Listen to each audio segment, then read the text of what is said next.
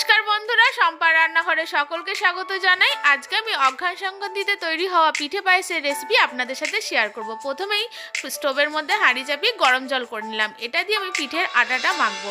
তারপরে হাঁড়িটা চাপিয়ে এর মধ্যে দিয়ে দিলাম খেজুর গুড় আর অল্প একটু নারকেল কোড়া দিয়ে এটাকে বেশ ভালো করে নেড়ে চেড়ে আঠা আঠা মতো হয়ে গেলে নামিয়ে নেবো। তাহলেই আমার পুরটা রেডি হয়ে যাবে। তারপরে এই হাঁড়িটা আর ভালো করে ধুয়ে নিয়েছে আবার জল দিয়ে এখানে আমি 50 গ্রাম গোবিন্দভোগ চাল ভালো করে ধুয়ে নিয়েছি। এই জলের মধ্যে গোবিন্দভোগ চালটা দিয়ে দেবো এবং ভালো করে সিদ্ধ করে নেব। আর এখানে আমি দেখুন সেদ্ধ চালের গুঁড়ি নিয়ে নিয়েছি আর গরম জল দিয়ে আর সন্দক লবণ দিয়ে বেশ ভালো করে আটাটাকে মেখে নেব। আটাটা মাখা হয়ে গেলে এবার এর মধ্যে দেখুন আমার নারকেলের পুরটাও ভালো করে ঠান্ডা হয়ে গেছে। এবার ছোট ছোট আকারে পুলিগুলো তৈরি করে নেবো। একটু ওপরে ডিজাইনও করে দেবো বন্ধুরা, আর কিছু চুষি বানিয়ে নেবো। এটা আমাদের নিয়ম বা পরম্পরা, এটা দিতে হয়। এগুলো বানানো হয়ে গেলে দেখুন এখানে আমার গোবিন্দভোগ চালটা খুব ভালো করে সিদ্ধ হয়ে গেছে।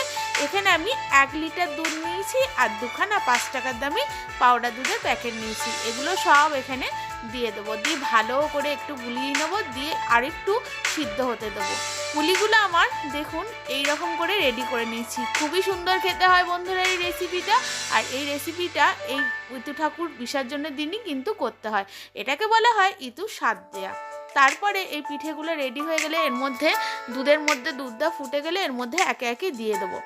আর দিয়ে দেওয়ার পরে এখানে ভালো করে কিন্তু প্রথমে পিঠেগুলোকে সিদ্ধ করে নেবো।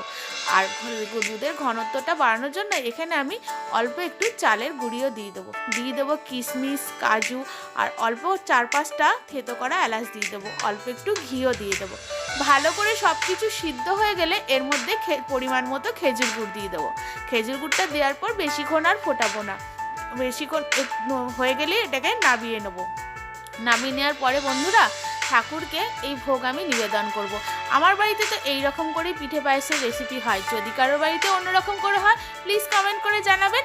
আর আমার এই রেসিপিটা ভালো লাগলে প্লিজ বন্ধুরা আমার চ্যানেলটিকে সাবস্ক্রাইব করে পাশে থাকবেন। আজকের মতো আসি, আজকের মতো টাটা বন্ধুরা।